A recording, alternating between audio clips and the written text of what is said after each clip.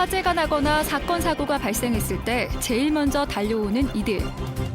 위급한 사람들의 목숨을 살리기 위해 자신의 몸을 돌보지 않고 희생정신을 발휘하는 소방공무원은 우리 시대의 진정한 영웅입니다. 긴박한 순간에 극도의 긴장감 속에서 일을 하다 보니 업무로 인한 스트레스는 다른 어떤 직업군보다 높다고 하는데요.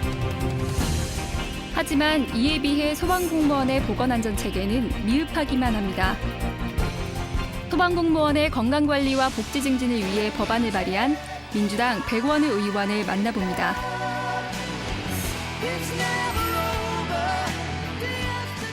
안녕하십니까, 의원님. 네, 반갑습니다. 위급할 때 가장 먼저 달려와주는 사람들이 바로 소방공무원들인데요. 네. 하지만 업무로 인한 스트레스와 각종 질병도 많이 발생한다고 들었습니다. 네. 이번에 소방공무원들의 처우 개선을 위해서 법안 발의하셨다고요? 네, 국민의 생명과 안전을 지키는 문제는 국회로서는 그 무엇보다도 가장 급한 일이고 중요한 일이라고 생각합니다. 그래서 국민의 생명과 안전을 일선에서 담당하고 계신 우리 소방공무원들의 보건안전과 복지에 대한 기본적인 제도를 재정비해 드리는 것은 국민의 생명과 안전을 지키는 가장 중요한 일이라고 생각을 합니다. 특히 최근 들어서 우울증 등으로 소방관들께서 자살하시는 사례가 많이 늘어나고 있습니다. 최근 조사에 의하면 소방관들의 직무 스트레스가 일반 직업에 비해서 매우 높은 것으로 조사되고 있습니다. 이런 현상들을 빨리 개선해 주어야 할 것 같습니다. 소방공무원의 직무 스트레스 지수는 50.35로 일반 한국인 평균 직무 스트레스 지수인 48.41보다 높은 것을 알 수 있는데요.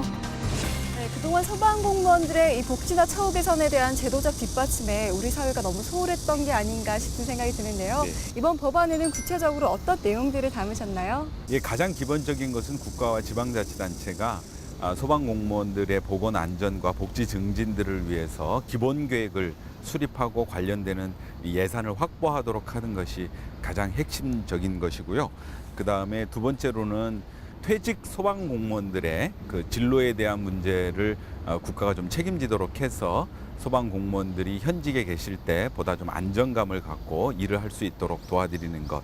그다음에 이 소방공무원들이 그 외상후 스트레스에 많이 시달리고 계십니다. 그래서 경찰병원 내에 그 소방 전문 치료센터를 설치하도록 법적 근거를 만들고 소방서마다 그 보건안전 관리 책임자를 두도록 해서 소방공무원들의 보건안전에 보다 국가가 신경 쓰게 하도록 그렇게 제도화하는 것이 이번 법률의 기본 내용들이 될 것 같습니다. 서울 동작소방서. 방금 출동을 마치고 소방서로 돌아온 소방공무원들을 만날 수 있었습니다. 안녕하세요. 네, 안녕하세요. 예. 네, 요즘 많이 바쁘시죠? 아시다시피 굉장한 호우를 해가지고 많이 수해 입어가지고 저희가 그에 따른 출동이 많습니다.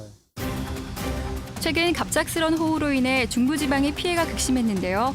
호우 피해 현장에서도 가장 먼저 출동해 현장을 수습하는 이들이 바로 소방공무원입니다. 늘 사건 사고의 최전선에 있다 보니 처참한 상황도 많이 목격하고 그로 인한 후유증도 크다고 하는데요. 이제 할 때는 이제 어떤 사명감이나 임무 때문에 어떤 그런 게 주저하는 게 없지만 이 일이 끝나고 나면 그런 사고의 현장 참혹했던 것들이 머릿속에 남아 있으니까 이제 조금 이제 그런 어떤 트라우마 같은 게 남아 있습니다. 남아 있기. 제일 기억 남는 거는 홍제동 사건 때 제 이제 그 같은 이제 동기면서 친구이면서 그때 이제 안타까운 이제 순직 사고가 있었는데 이제 가까이 있는 사람 또 이렇게 온전치 못한 상황에서 죽음을 이제 당한 거를 봤을 때는 제가 지금 개인적으로는 좀 이제 충격을 많이 받았습니다. 눈앞에서 사라져가는 목숨을 지켜주지 못하는 심정을 누가 알아줄까요?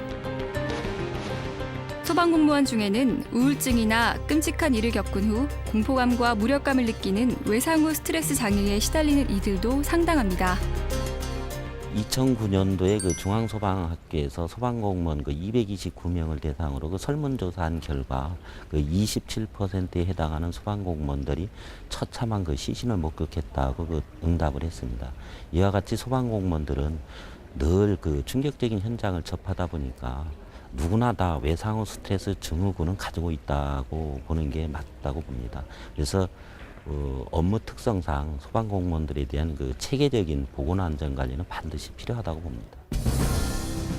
우울증 등 심각한 마음의 병을 앓고 있는 소방공무원들은 자살이라는 극단적인 선택을 하기도 합니다. 실제로 소방공무원들의 자살자 수는 2008년 2명, 2009년 10명, 2010년 5명, 올해는 6월까지 8명이나 되는 것으로 집계됐는데요. 왜 그랬을까 하는 그런 생각이 들면서도 또 이렇게 공감이 또 가기도 하더라고요. 또 그럴 수도 있겠구나.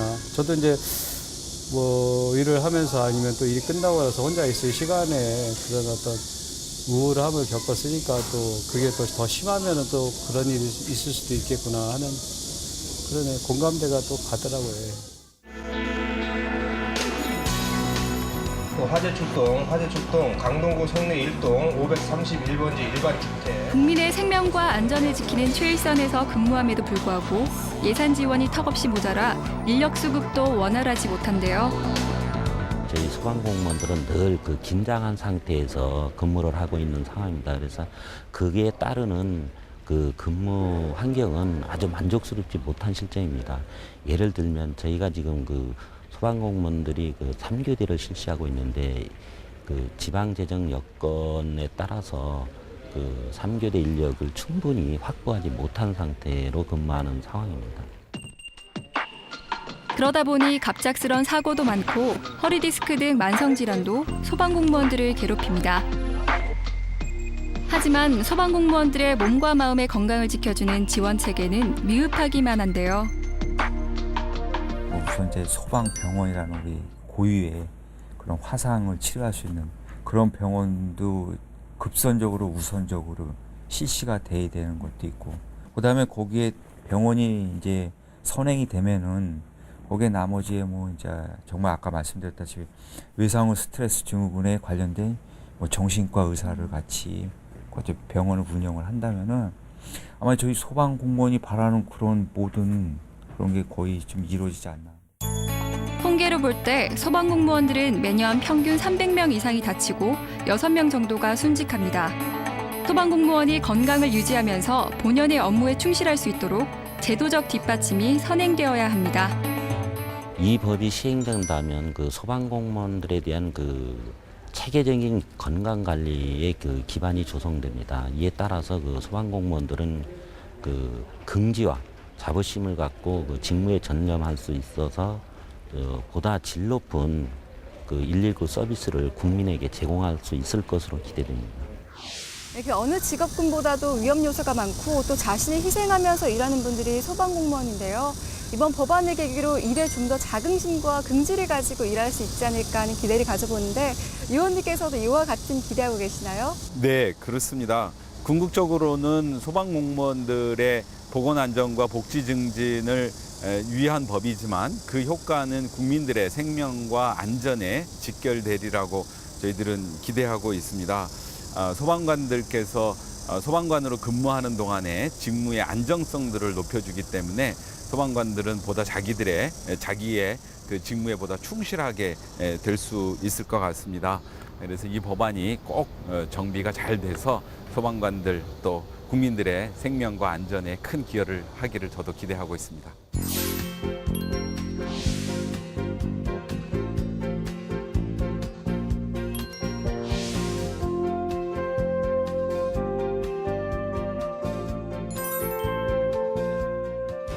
일본의 경우 극단적인 사고 현장에 출동하는 소방관들의 건강관리를 위해서 소방서마다 정신과 의사와 심리치료사를 두고 있습니다. 위급한 상황에서 제일 먼저 달려와 국민의 생명을 지켜주는 소방관. 이제 그들의 생명과 안전을 정부와 국민이 지켜주어야 할 것입니다.